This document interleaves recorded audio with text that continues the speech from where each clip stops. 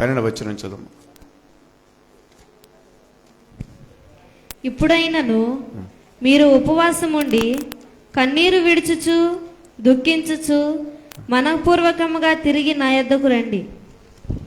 ఇదే యెహోవా వాక్కు. మీ దేవుడైన యెహోవా కరుణ వాత్సల్యము గలవాడును శాంతమూర్తియు. చదువు. అందరు తీశారా? బైబిల్ ఎవరు కూడా రాని వాళ్ళు కూడా బైబిల్ తెరవండి, మూసి పెట్టవద్దు బైబిల్. చదువు. ఇప్పుడు చదువు.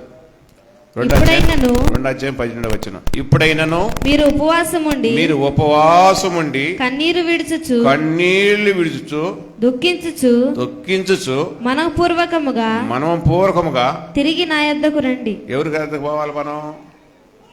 ఉపవాసం ఎవరికి? ఏమండి, ఉపవాసం ఎవరికి?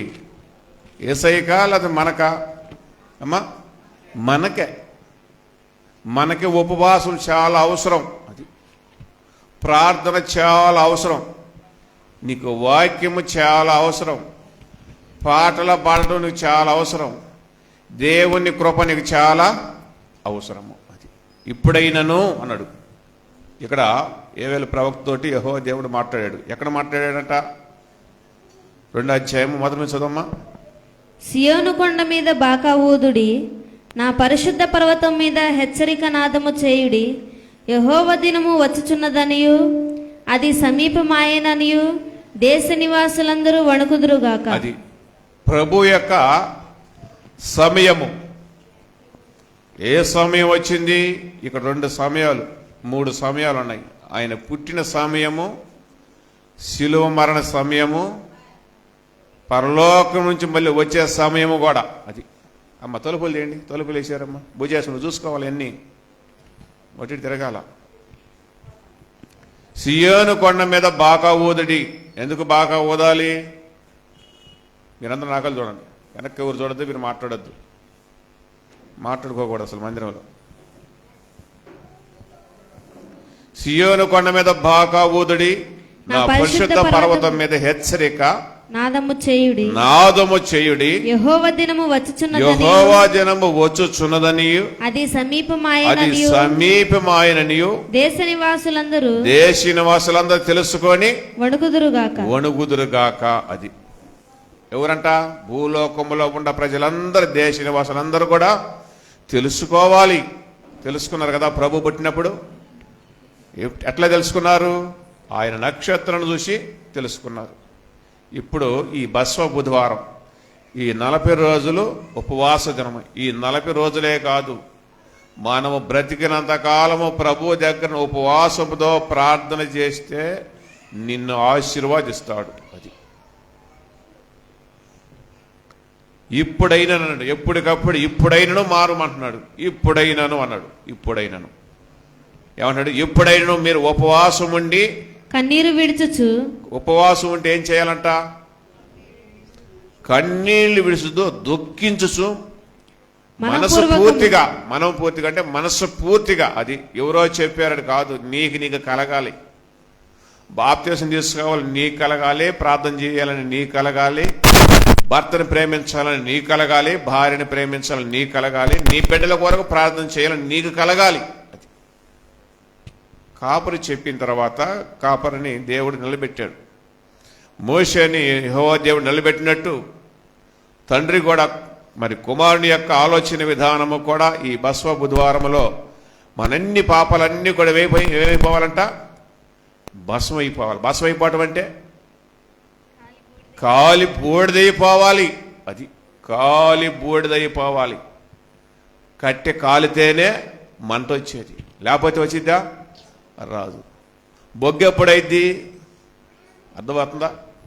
కట్టె కాలాలి, బొగ్గు కావాలి, ఆ బొగ్గు బూడిద కావాలి. అది దేవుని సిద్ధాంతం. అందుకనే ఇప్పుడైనను అన్నాడు. ఇప్పుడైనను మీరు ఉపవాసం ఉండి ఆ విధంగా మీలో ఉపవాసం రగలాలి. అది మంట రగలాలి లోపల. అందుకంటారు కొంతమంది కొట్టుకుంటూ ఉంటారు, ఉడుకు రక్తం అంటారు. ఎప్పుడు నీలో ఉడుకు రక్తంగా ఉండాలి. దేవుని వాక్యము నీలో ఉడికిపోతూ ఉండాలి. అందుకనే అన్నం వండుకునేటప్పుడు కింద మంట పెడితే ఏమైంది? నీళ్లు కాగే కంది కదా, బియ్యం ఉడుకుతా ఉంటాయి. అందుకనే ఇర్మియా గ్రంథం అంటున్నాడు, దేవుని వాక్యము బుస్సలు కొడుతుంది అంటున్నాడు. బుస్సలు కొడుతుంది. అందుకనే ఇప్పుడైనా మీరు ఉపవాసం ఉండి కన్నీళ్లు విడిచి దుఃఖించచ్చు, మనం పూర్తిగా తిరిగి నా దగ్గర రండి, ఇదే యెహోవా వాక్.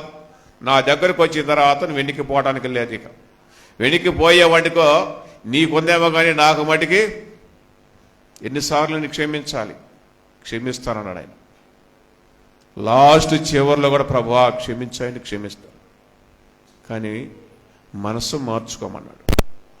క్షమిస్తాడు కానీ ఆశీర్వాదాలు పోతున్నాయి మనకి ఈ లోపల. క్షమిస్తాం. మనిషి పుట్టిన తర్వాత మరణించక తప్పదు, మరణ సమయం దగ్గరకు వస్తుంది, కానీ ఆశీర్వాదాలు పోతున్నాయి, గర్భఫలము కూడా పోతుంది. అందుకే కదా ముసలితనమైనప్పుడు కూడా అబ్రహాము ఏడ్చి ప్రార్థన చేసింది. అందుకే నేను ముసలివాడినైపోయాను ప్రభువా, నాకు బిడ్డలు లేరని. ఇచ్చాడా లేదా? ఇచ్చాడా? ఎలా ఈ ప్రార్థన చేశాడు? ఉపవాసం ఉండి ప్రార్థన చేస్తున్నాడు ఆయన. ఉపవాసం అంది. ఇప్పుడైనా అబ్రహామా, ఇప్పుడైనాను నువ్వు నన్ను నెమ్మడించుకున్నా. క్రీస్తుకు సాదృశ్యముగా ఉన్నాడు. అందుకే విశ్వాసులుగా తండ్రి అబ్రహాం అన్నాడు. తర్వాత ఏమన్నాడమ్మా? మీ దేవుడని యెహోవా కరుణా వాత్సల్యములు గలవాడును, శాంతమూర్తియు, అత్యంత కృపగలవాడునయుండి, తాను చేయనుద్దేశించిన కీడును చేయక పశ్చాత్తాపపడును కనుక మీ వస్త్రములను కాక మీ హృదయములను చింపుకొని ఆయన తట్టు తిరుగుడి. బట్టలకి మురికైతే ఏం చేస్తాం అమ్మా? వాషింగ్ చేస్తాం. వాషింగ్. ఇటు చెబుతున్నాడు, ప్రభువే చెబుతున్నాడు ఈ మాటలు. యెహోవా ఆయన క్రీస్తుగా రాకముందు తండ్రిగా ఉన్నప్పుడు చెప్పాడు, మీరు బట్టలు ఉతుక్కుంటున్నారు కానీ మీ హృదయాలను మీరు ఉతుక్కాట, వాటిని చింపండి. అది వాటిని చింపేసేయండి. పనికిరాని పేపర్ని చింపేయండి. అది పనికొచ్చే పేపర్ మీద రాసుకోండి. పనికిరాని పేపర్ని చింపేది దేనికి పనికిరాదు. అది ఆకాశాన్ని భూమిని పేపర్ వలె మడిచేస్తానని అన్నాడు ప్రభు. ఆకాశాన్ని భూమిని సముద్రాన్ని మొత్తాన్ని మడిచేస్తున్నా, గుప్పెట్లే పెట్టేస్తున్నా మొత్తం. అది నలివి పడేస్తున్నా అన్నాడు. అది ఇంక సముద్రం ఉండదు. యేసు ప్రభు అందుకని సిద్ధపడాలి. కాబట్టి తర్వాత ఏమంటున్నాడు? ఒకవేళ ఆయన మనసు త్రిప్పుకొని పశ్చాత్తాపపడి మీ దేవుడైన యెహోవాకు తగిన నైవేద్యమును పానార్పణమును మీకు దీవెనగా అనుగ్రహింపబడని ఎవడు చెప్పగలడు? సియోనులో బాకా ఊదుడి, ఉపవాస దినము ప్రతిష్ఠించుడి, వ్రత దినము నియమించు ప్రకటన చేయుడి, జనులను సమకూర్చుడి, సమాజ కూటము ప్రతిష్ఠించుడి, పెద్దలను పిలువనంపించుడి, చిన్నవారిని స్తన్యపానము చేయి బిడ్డలను తోడుకొని రండి. పెళ్లి కుమారుడు అంతఃపురములో నుండి పెళ్లి కుమార్తె గదిలో నుండి రావలయును. అది ఎక్కడికి రావాలంటే పెళ్లి కుమార్తె అమ్మా, పెళ్లి కుమార్తె ఎక్కడికి రావాలి?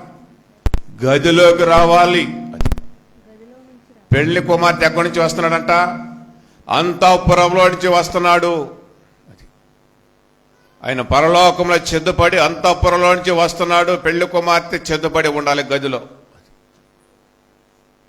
పెళ్లి కుమార్తె గదిలో ఉంటే పెళ్లి కుమారుడు వస్తాడు, పెళ్లి కుమార్తెను తీసుకొని వెళ్ళిపోతాడు.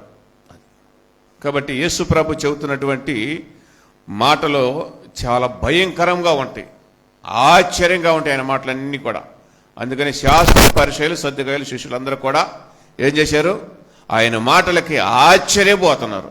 ఆయన అన్నాడు, నేను ఆశ్చర్యకరుడిని, ఆలోచనకర్తని, బలవంతుడైన దేవుడిని, నిత్యుడొక తండ్రి అన్నాడు. నిత్యము నిండేవాడిని. అది నిత్యము ఎల్లప్పుడూ. ఆకాశము భూమి గతించిపోవనేమో కానీ నా మాటలు ఎల్లప్పుడు కూడా అవి గతించిపోయే కాదు, ఎల్లప్పుడూ ఉంటాయి. కాబట్టి ప్రియమైన దేవుని బిడ్డలారా, ప్రభు చెబుతున్న మాటలను మనం జాగ్రత్తగా వినాలి. ఆయన నీ కొరకు నా కొరకు ఈ 40 రోజులు శ్రమల దినములలో ఉపవాసము ఇప్పుడైనా అన్నాడు. చూసారా? ఎప్పటికప్పుడు ఇప్పుడైనా అంటున్నాడు. ఇప్పుడైనను మార్చుకోండి.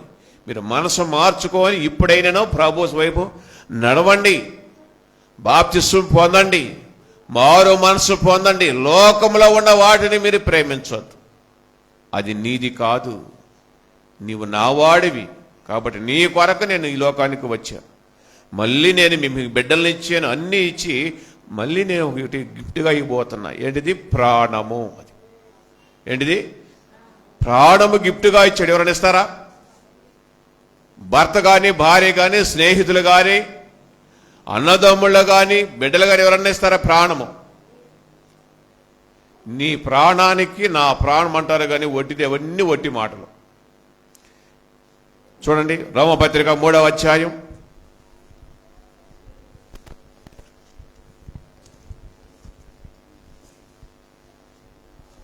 11వ వచనం.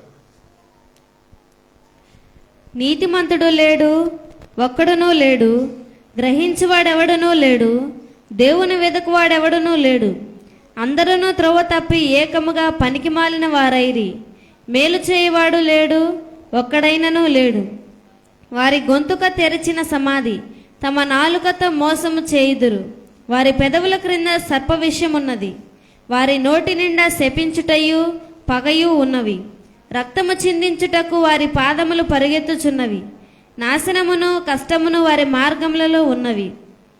శాంతి మార్గము వారు ఎరుగరు. వారి కన్నుల ఎదుట దేవుని భయము లేదు. అది మనుషులకి ఏం భయం లేదంట? దేవుని భయము లేదు. దేవుని భయము లేదు. అందుకని నీతిమంతుడు ఒక్కడును కూడా లేడు, గ్రహించేవాడు కూడా లేడు, వెదికేవాడు కూడా లేడు. అందరూ త్రోవ తప్పి ఏకముగా పనికి మాలిన వారిగా ఉంటున్నారు. అందుకని ఈ పనికి మాలిన వారిని మనల్ని ఏం చేశాడు? ఆయన పనికొచ్చేవారిగా చేశాడు. ఎట్లా చేశాడు? అందరు సభ్యులు కొట్టడం మరి. ఎందుకంటే మనం పనికొస్తాం అసలు దేనికన్నా? దేనికి పనికొచ్చేవాళ్ళం కాదు మనం. అలాంటి వారిని ఆయన పనికొచ్చేవారిగా. బంగారం కొన్న తర్వాత మనం ఏం చేస్తాం? అది కూడా బైబిల్లో ఉంది, చూపిస్తాం. మనల్ని దేవుడు నీతిమంతుడు ఒక్కడను లేడన్నాడు, కానీ ఆయన నీ కొరకు నా కొరకు దరిద్రుడు అయ్యి శిలువలో మరణించి నీ కొరకు నా కొరకు ప్రాణాన్ని పెట్టిన గొప్ప దేవుడు. అలాంటి గొప్ప దేవుడిని మర్చిపోయి మనం దేవుని దగ్గరికి రావడానికి నీరసంగా వస్తే మనకు ఆశీర్వాదాలు ఎలాగొస్తాయి? వస్తాయా? రావు, రావు. ప్రభు గిఫ్ట్గా మనల్ని తల్లి గర్భంలో నుంచి బయటికి తీసుకొచ్చాడు. అది ఒక పెద్ద గిఫ్ట్. తర్వాత మనల్ని పెంచి పెద్ద చేసి వివాహం చేసి బిడ్డలు ఇస్తున్నాడు. అన్ని గిఫ్టులే ఇస్తున్నాడు. గిఫ్టులు ఇచ్చేవారిని మర్చిపోతే గిఫ్ట్లు మొత్తం వెళ్ళిపోతాయి. అందుకనే సొలొమోనుకు చాలా గిఫ్ట్లు ఇచ్చాడు. లాస్ట్కి భార్యల మాట విని మొత్తాన్ని బాగొట్టుకున్నాడు. మంచి జీవితం కూడా అంతే. పరలోకములో ఉండి ఆయన చూస్తున్నాడు మనల్ని. కాబట్టి మనందరం కూడా ఏంటంటే శాంతి మార్గము వారు ఎరగరు, వారి కన్నులు ఎదుట దేవుని భయము లేదు. మన నోట్లో ఏముందంట అమ్మా? ఇక్కడ బైబిల్లో ఉన్న చదవండి. వారి నోటి నిండా శపించుటయు పగయు ఉన్నవి.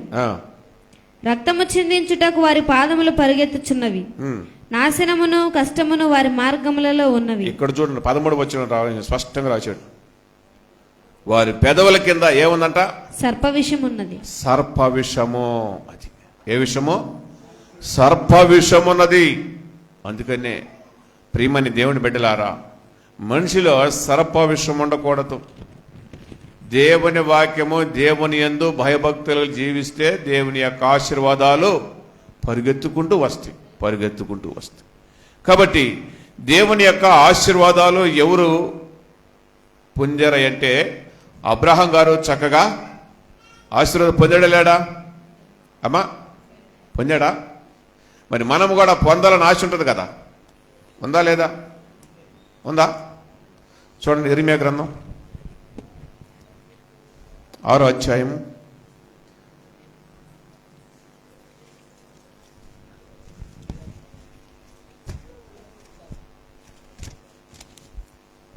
26వ వచనం. నా జనమా, పాడు చేయువాడు హఠాత్తుగా మా మీదికి వచ్చుచున్నాడు. ఇర్మీయా గ్రంథము 6వ అధ్యాయం చదువు తీయండి. చదమ్మా. నా జనమా, పాడు చేయవాడు హఠాత్తుగా మా మీదికి వచ్చుచున్నాడు. గోనెపట్ట కట్టుకొని బూడిద చల్లుకొనుము. ఏక కుమారుని గూర్చి దుఃఖించినట్లు దుఃఖము సలుపుము, ఘోరమైన దుఃఖము సలుపుము. నీవు నా జనుల మార్గమును తెలుసుకొని పరీక్షించినట్లు నిన్ను వారికి వన్నెచూచువానిగాను వారిని నీకు లోహపు తుంటగాను నేను నియమించి ఉన్నాను. వారందరూ బహుద్రోహులు, కొండెగాండ్రు, వారు మట్టి లోహము వంటి వారు, వారందరూ చెరుపువారు. కొలిమి తిత్తి బహుగా బుసలు కొట్టుచున్నది గాని అగ్నిలోనికి సీసమే వచ్చుచున్నది. అది ఏమొస్తుందంట? ఏంటిది బుసలు కొడుతుంది?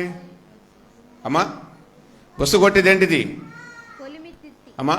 కొలిమి తిత్తి. మీరు ఎప్పుడన్నా మీ అందరూ కూడా పట్టాలు ఎప్పుడన్నా బంగారు కూడా తీసుకెళ్లారా? మీ పట్టాలు తీసుకెళ్లారా? తీసుకెళ్ళదా? ఎందుకు తీసుకెళ్తారు? ఆడికి మెరుగు పెట్టించాడు కదా. మెరుగు పెట్టించాలంటే ఏం చేస్తాడు ఆయన? అమ్మా చెప్పండి, మీరు తెలిసింది చెప్పండి. మనం వెండి ఉంగరం కానీ వెండి పట్టాలు కానీ తీసుకెళ్ళి మనం ఏం చేస్తాము? బంగారము కానీ మంటలో, ఆ వేడి నీడి కింద ఏముంటుంది? మంట ఉంటుంది.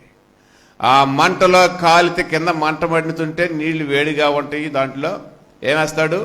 ఒక పొడి వేసి దాన్ని దాంట్లో వేసి అట్టేసి తీస్తాడు, అంతే కదా. తీగలే అసలు ఈ మనయో కాదో కూడా తెలియదు.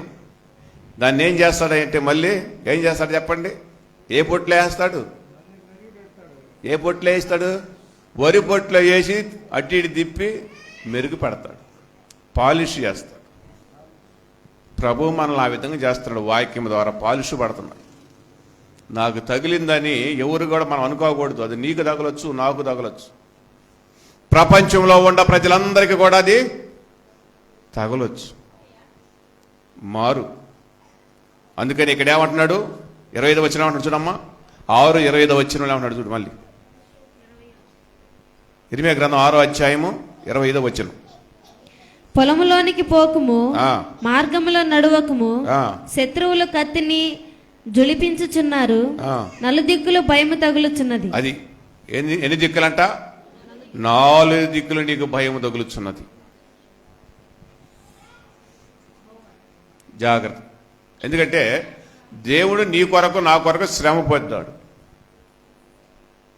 ఎప్పుడంటే మనం ఎప్పుడైతే మన పాపాలని మన ఆలోచన విధానాన్ని తగలబెట్టేస్తామో అప్పుడే అదంతా కూడా ఆ కట్టికి ఉన్నటువంటి విలువ ఎప్పుడు వస్తాయంటే ఆ బూడిద కావాలంటే ఆ బూడిదని మనం ఏం చేస్తాం? ఒక కట్టె ఉంది, ఆ కట్టెని కాల్చేమో, కాల్తే అది బొగ్గు అయింది, ఆ బొగ్గు బూడిదైంది. ఆ బూడిద దేనికి ఉపయోగిస్తాం అమ్మా? అవును, ఒకటి వస్తువులు రుద్దుకోవడానికి ఉపయోగిస్తాము. తర్వాత అమ్మా చెప్పండి. ఎరువుకు ఉపయోగపడుతుంది. ఇంకా చెప్పాలి. ఇంకా అమ్మా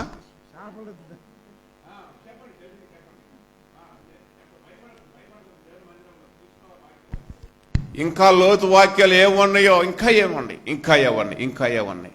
అది పైన అయితే సముద్రం కాదు, పిల్లలు కనబడితే లోపల పోతే పెద్ద చేపలు ఉంటాయి. తిమింగళాలు ఏడంటే సముద్రం అడుగుని తిరుగుతూ ఉంటాయి. అది అలాగనే లోతుకి వెళ్ళిపోతే ఇంకా వాక్యాలు ఉన్నాయి. ఇంకా దేనికి ఉపయోగిస్తాం ఆ బూడిదని చెప్పండి. ఇంకా అది ఇంకా ఉల్లితోటకు కూడా బూడిద చల్లితే ఏమైద్ది?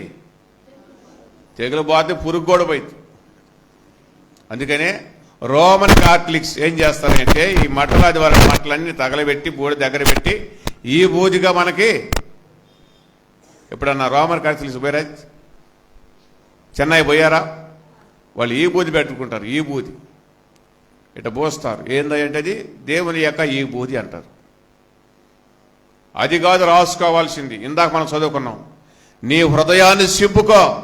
బట్టలు ఉతుక్కోవటం కాదు కానీ హృదయాన్ని చింపుకో. అందుకనే తర్వాత ఏమంటాడు? గోని పట్ట కట్టుకొని బూడిద చల్లుకొని. అది ఏమన్నాడు? నా జనమా, పాడు చేయవాడు హఠాత్తుగా మీ మీదకి వచ్చుచున్నాడు. పాడు చేసేది ఎవడు? సాతానుడు. పాడు చేసేవాడు సాతానుడు వస్తున్నాడు. అందుకని మార్కు సువార్త 13వ అధ్యాయం, మీరందరూ జాగ్రత్తగా ఉండండి, ఎవరు పిలిస్తే వాళ్ళ దగ్గరకు పోకూడదు అన్నాడు. నేను మీకు ముందుగానే తెలియపరుస్తున్నాను అన్నాడు ప్రభు. ఎక్కడికి పడితే అక్కడికి. అందుకని పాడు చేసేవాడు ఎలా వస్తాడంట?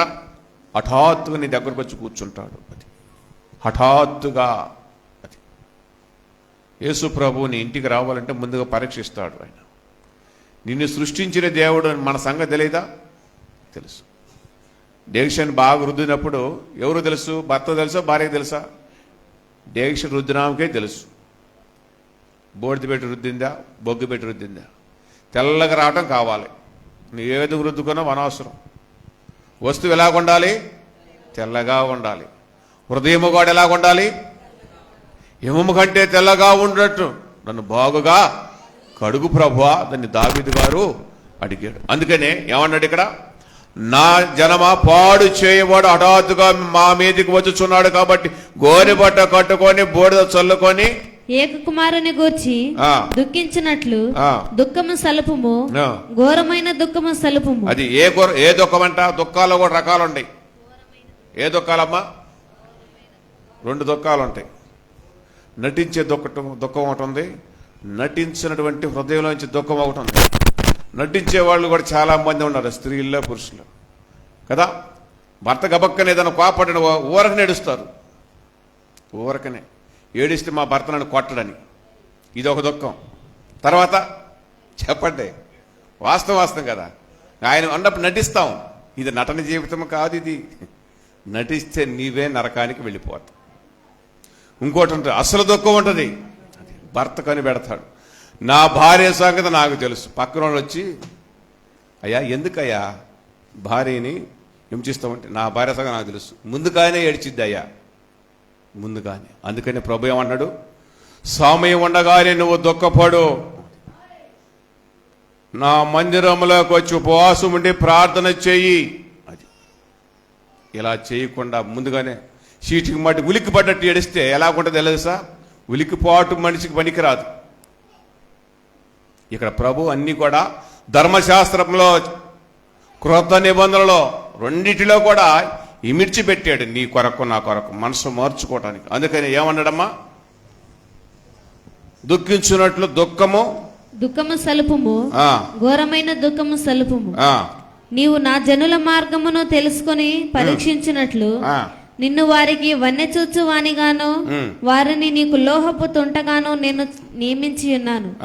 వారందరూ బహుద్రోహులు, కొండెగాండ్రు, వారి మట్టి లోహము వంటి వారు, వారందరూ చెరుపువారు. అది ఈ లోకంలో మనిషిని నమ్మే రోజులు కాదని ప్రభు ముందుగానే చెప్పాడు. మీరు అలాంటి వారిని మీరు నమ్మద్దు. మనుషులు నమ్మే రోజులు కాదు, పీక్కునే రోజులు వచ్చినాయి. శిష్యులు అడిగారు, ప్రభువా అవి ఎప్పుడు వస్తాయంటే అలాంటి ఎన్ని సూచక్రియలు ముందుగానే చెప్పాడు. కరువు కాటకాలు వస్తాయి. నిన్ను నమ్ముకున్న వాడిని మోసం చేస్తాడు. నిన్ను నమ్ముకున్న వాడి నిన్ను మోసం చేస్తాడు. సిలువ చెంత చేరిన నాడు కలుషములను కడిగి వేయన్. సిలువ చెంత చేరిన నాడు కలుషములను కడిగి వేయు. బలవలెను శిలావలెను, బలవలెను శిలావలెను, సిద్ధపడిన భక్తులకు చూచి, సిద్ధపడిన భక్తులకు చూచి. సిలువ చెంత చేరిన నాడు కలుషములను కడిగి వేయను. బండాలాంటి బండి హృదయము మాలించు. బండాలాంటి మండి హృదయము మానించు పండియున్న పాపలనైనా పండియున్న పాపలనైనా పిలుచుచుండే ఫలము చేరా పిలుచుచుండే ఫలము చేరా పిలువచంత చేరిన నాడు కలుషములను కడిగి వేయు పాపిరావా పాపము విడసి పరిశోధులా విందులు చేరా పాపిరావా పాపము విడసి పరిశోధులా విందుల చేరా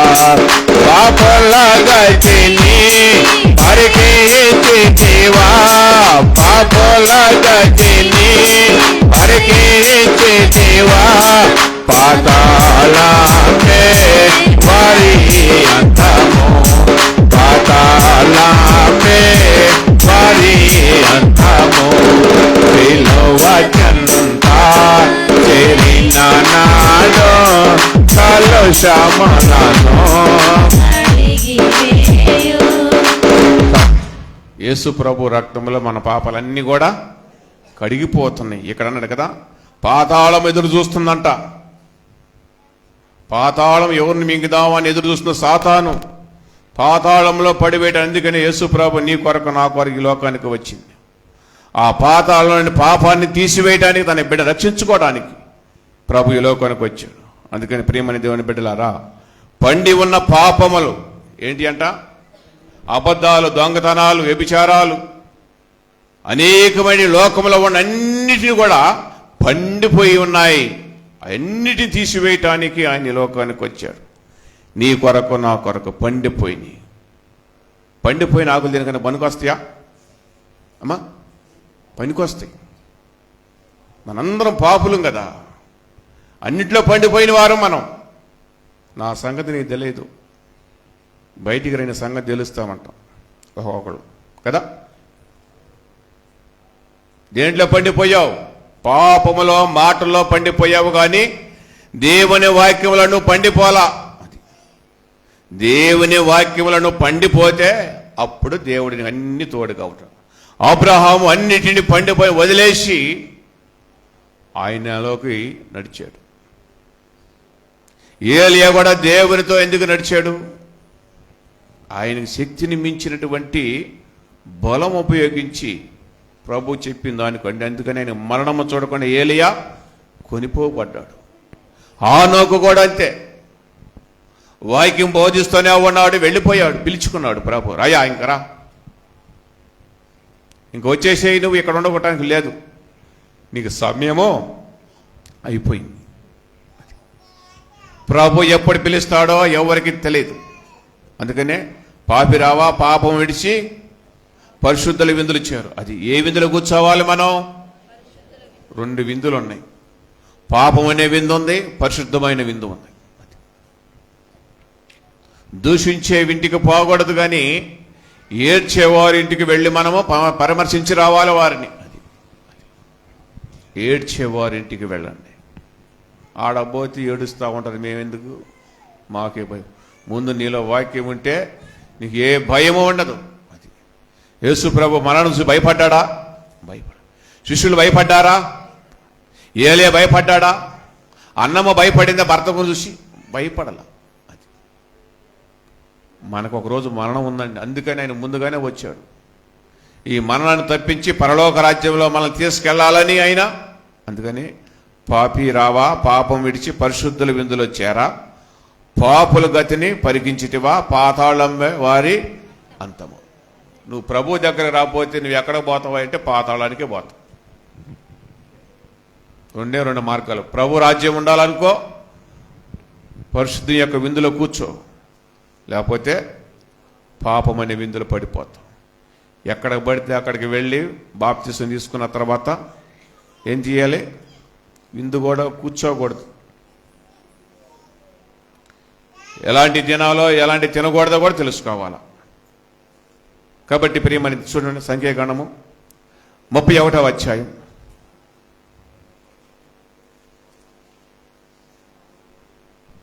8వ వచనం. చంపబడిన ఇతరులుగాక అమ్మా ఇక్కడ చూడండి, ద్వితీయోపదేశకాండము 31:8.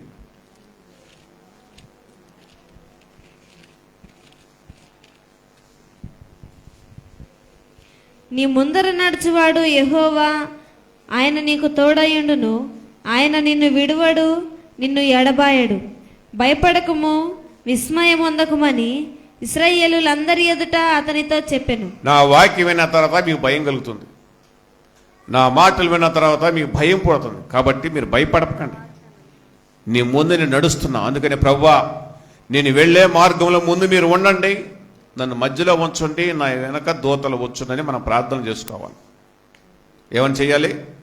ఏమంటాడు ఇక్కడ? నీ ముందు నడుచువాడు యెహోవా, ఆయన నీకు తోడై ఉన్నాడు, ఆయన నిన్ను విడువడు, నిన్ను ఎడబాయడు. భయపడకము, విస్మయమందకుమని. విస్మయమందుకు ఆశ్చర్యపడబాకు, భయపడబాకు, నువ్వు భయపడకు, ధైర్యంగా ఉండు. సైతాను గురించి భయపెట్టే వాళ్ళని ఇంకా సైతాను భయపెట్టింది. నా తండ్రి నాకు తోడగా సాతానా వెళ్ళా అను గద్దేమనుకో, గద్దిస్తే వెళ్ళిపోతాడు. యేసు ప్రభు కూడా ఆ పర్వతం మీదకి వెళ్ళి గద్దించాడు, సాతానా నీ ప్రభుని ఎవరు తెలుసుకొని ప్రభు మొక్కను వెంటనే వెళ్ళిపోయింది. మనలో ఏముండాలి? విశ్వాసం కలిగి జీవించాలి. మనిషికి ఏం అవసరం చెప్పండి ఇప్పుడు అమ్మా? మనిషికి ఏం అవసరం అమ్మా? విశ్వాసంతో గద్దింపాలి. అది ఇక్కడ చూడండి, సంఖ్యాకాండం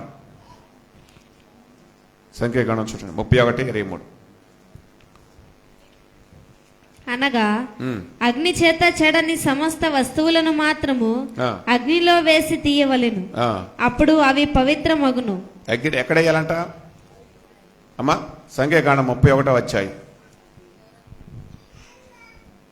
ఎక్కడ వేయాలి మన వస్తువులు? ఇందాక చెప్పుకున్నాం కదా, ఎక్కడేస్తామంట అమ్మా? కోలిములో కాలబడాలను, వాక్యములోను కాలబడితేనే దేవుని రాజ్యంలో ఉండేది. దేవుని యొక్క వాక్యము బాగా గుచ్చుకుంటుందని ఇంటికాడ కూర్చొని లేకపోతే చేసామనుకో మనం ఏం చేస్తామంటే, దేవుడు మనకు తోడుంటాడా? ఉంటాడండి? ఉండడు. ఎక్కడుంటాడు? ఎవరైతే భయము భక్తి కలిగి జీవిస్తారో వారి దగ్గర ఉంటాడు. తర్వాత ఏమంటాడు? అప్పుడు అవి పవిత్రమగును. అయితే పాప పరిహార జలము చేతను 31:23 కూడా చదువమ్మా. మీరు బంగారమును, వెండిని, ఇత్తడిని, ఇనుమును, తగరమును, సీసమును అనగా ఎన్ని వచ్చినాయి అక్కడికి? ఎన్ని వస్తువులు వచ్చినాయి అక్కడికి ఇప్పుడు? 6 అమ్మా. 6. ఎప్పుడైనా విన్నారు ఇవన్నీ? మీరు ఎప్పుడు విన్నారంటే బంగారు, వెండిని, ఇత్తడిని చూసి ఉంటారు, కానీ ఇనుముని, తరగమును, సీసమును చూశారు ఎప్పుడన్నా? మనుషులు అంటాయి ఇన్ని పాపాలు అంటే ఇవన్నీ తీసి పాడవేసుకోమన్నాడు. అది ఇవన్నిటిని కూడా కరిగించి ఇంకొక వస్తువు, ఒక క్రొత్త దాన్ని చేయడానికి మనల్ని, అది ఆయన రక్తము శిలువ మీద ఉడికిపోతుందని మా శరీరం అంతా కూడా దాహం అవుతుంది, ఆకలి అవుతుంది ఆయనకి. మీరు బంగారమును, వెండిని, ఇత్తడిని, ఇనుమును, తగరమును, సీసమును అనగా అగ్ని చేత చెడని సమస్త వస్తువులు మాత్రము అగ్నిలో వేసి తీయవలెను, అప్పుడు అవి పవిత్రమగును. అగ్నిలో వేస్తేనే ఒక వస్తువు తయారయ్యేది. ఇంతకుముందు మనకి గుర్రబండి మీద ఇంటికి వచ్చి మన దగ్గర ఉన్నటువంటి వస్తువులను కరిగించి వస్తువులు చేసేవాడు. గుర్తుందా మీకు? మేము చిన్న వయసుప్పుడు అల్యూమినియం వస్తువులన్నింటినీ కూడా తీసుకెళ్ళి కదా వాళ్ళు గంటిలో డేక్షాలు అన్నీ కూడా చేసేవాళ్ళు కదా. మన మొత్తం తీసుకెళ్ళి పగలగొట్టి మొత్తాన్ని మొక్కలు చేసి ఏం చేస్తారు? అగ్నిలు వేస్తారు. ఆ అగ్నిలు వేస్తే మొత్తం కరిగిపోయింది, అది నీరైపోద్ది కదా. అది మన దేహం అంట ఆ విధంగా అయిపోవాలి. అందుకనే పౌలు గువ్వలైపోయాడు, యేసు ప్రభువలే గువ్వనైపోయానేనన్నాడు, గొర్రె పిల్లనైపోయానన్నాడు. అది గొర్రె పిల్ల వాక్యం విన్న తర్వాత గొర్రె పిల్లలు. అందుకనే అబ్రహాం చూసావా, అరణ్యములో పర్వతము తీసుకెళ్ళినప్పుడు సింహాలు ఉంటాయి కదా, మరి సింహాలు ఉంటే గొర్రె పిల్లని తినదా? తింటే లేవా? అరణ్యం అడవిలో ఉండేదేంటి? సింహాలేగా. ఆ సింహాలు అడవికి రాజు. మరి మరి అబ్రహాముని కుమారుడు ఇస్సాకుని బలిగా అర్పించేటప్పుడు మరి అన్నీ ఉన్నాయి, కానీ ప్రభువా మరి గొర్రె పిల్ల ఏదంటే ఏమన్నాడు? అమ్మా ప్రభువే చూసుకుంటాడు. చూసుకున్నాడా లేదా? వచ్చిన దారిలోనే, ఏ దారిలో? అది మనం వెళ్ళే దారి, వచ్చే దారిలో ప్రభువు మనకు తోడుగా ఉంటే గుర్తుపెట్టుకోండి. నీ వాక్యం విని విశ్వాసంతో ఇంటికి వెళ్ళాలి.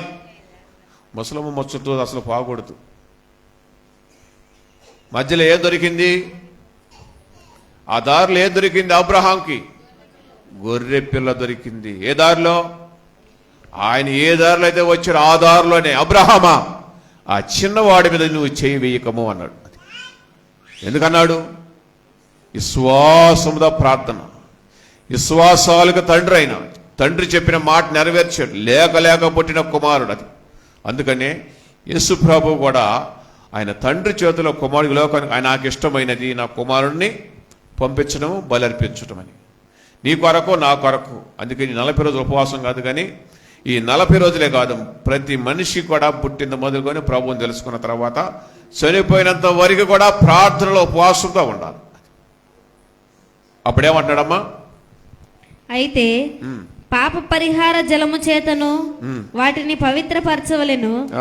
అగ్ని చేత చెడునట్టి ప్రతి వస్తువును నీళ్ళలో వేసి తీయవలెను. అది అగ్ని చేత చెడునట్టి ప్రతి వస్తువును నీళ్ళలో వేసి తీయవలెను. ఎందుకని అమ్మా? అగ్ని చేత చెడునట్టి ప్రతి వస్తువును తీస్తే ఏమైంది తెలుసా మీకు? ఒక కత్తిని కానీ ఒక కొడలు కానీ మనం వాళ్ళ దగ్గర తీసుకుని కాల్చిన తర్వాత ఏం చేస్తారు దాన్ని? అమ్మా ఎట్ట కడుగుతారు? చేతోట ఎట్ట? నీళ్ళ ముంచి లేపుతారు. ఇక్కడ చెబుతుంది అదే. అగ్ని చేత చెడునట్టి ప్రతి వస్తువును నీళ్ళలో వేసి తీయవలెను. తీస్తే ఏమైంది?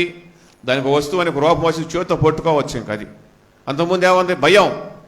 కాలు ఉన్నది పట్టుకుంటే కాలుద్దేమోనని. అందుకనే వాళ్ళు ఏం చేస్తారంటే తీసుకెళ్ళి వాళ్ళని కాసి బంగారం అయినా సరే, వెండి అయినా సరే, ఏదైనా వస్తువు అయినా సరే.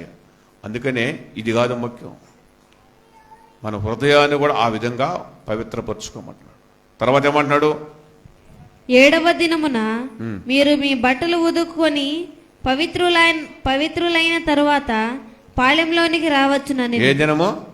7వ దినము. ఎందుకు పని చేసుకోమన్నాడు ప్రభు? 7వ రోజు ఏ ఉతుకోమన్నాడు? అమ్మా అది ఇక్కడ. అందుకనే ఇంకో మాట కూడా పెట్టాడు, మీరు నా మందిరంలోకి రావాలంటే మీరు హృదయాన్ని ఉతుక్కోండి. బట్టల్ని ఏ విధంగా అయితే ఉతుకుతున్నారో ఆ విధంగా మీరు ఉతకండి. ఉతికి ఆరేసుకోండి మీ హృదయాన్ని, మీ పరలోక రాజ్యంలో ఉంటారు. అందుకని ఏలియా ఉతికి ఆరేసుకున్నాడు, అబ్రహాం ఆరేసుకున్నాడు, అన్నం ఆరేసుకుంది.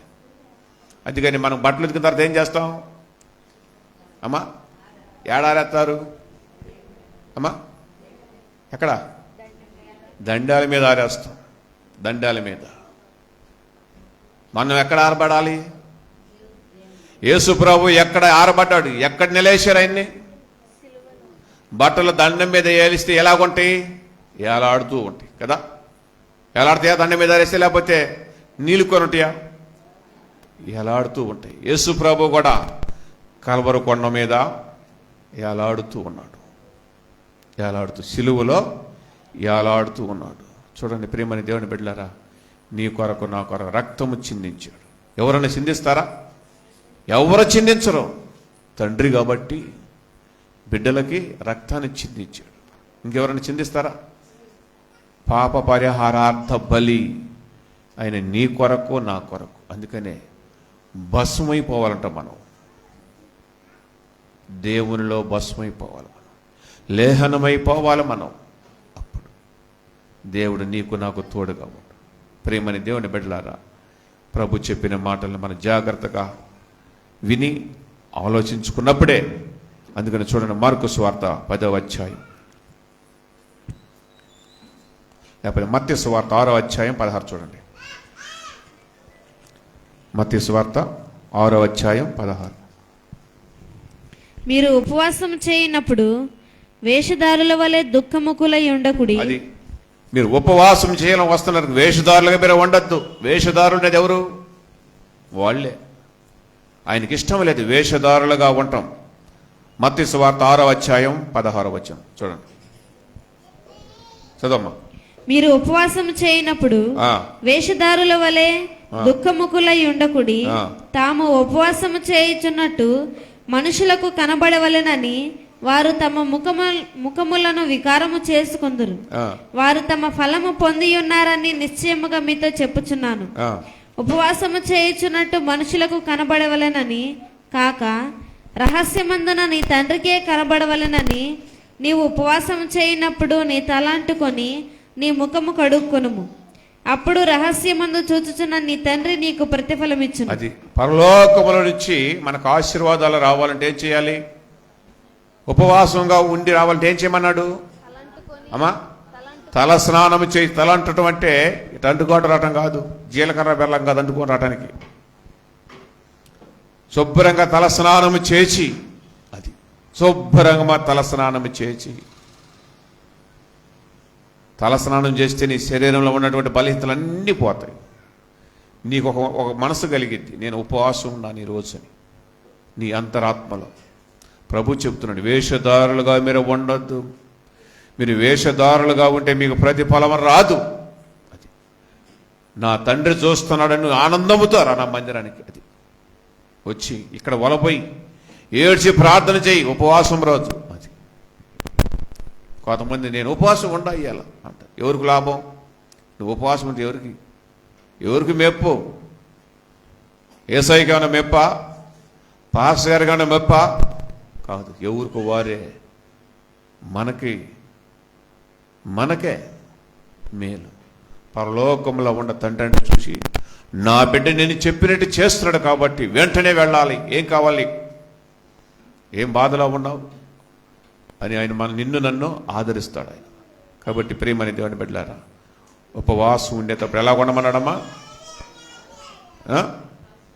రహస్యమందు చూచుచున్న నీ తండ్రి నీకు ప్రతిఫలమిచ్చును. నీ తల అంటుకొని నీ ముఖము కడుక్కునము. అది నోటిలో ఉన్న దుర్వాసన పోవాలి. దుర్వాసన కొంతమంది నోటిలో నీళ్లు పొక్కలించుకొని వస్తారు, అట్లా శుభ్రంగా. అలాగనే హృదయంలో ఉన్న పాపాన్ని కూడా ఆయన ప్రభు తీసివేస్తానంటున్నాడు. నీలో ఇందాక మనం చదువుకున్నాం కదా ఇర్మీయా గ్రంథంలో, బుసల కొడుతూ ఉన్నది, జాగ్రత్త. బొసు కొట్టేది ఎక్కడైనా చెప్పండి? బొసు కొట్టే 2 జంతు సర్పాలు. ఏంటి అయ్యి అమ్మా? ఇంకా అమ్మా చెప్పండి, మీకు తెలిసింది. సర్పం అన్న నేను, అది ఒక జంతువు. మింగీసు పావును చూస్తే పావుకే భయం, కానీ మింగీసు భయం లేదు. దానికి భయం పెట్టించేది ఎవరంటే మింగీసే. కాబట్టి 2 బొస్సులు కొట్టే ఏమిటి?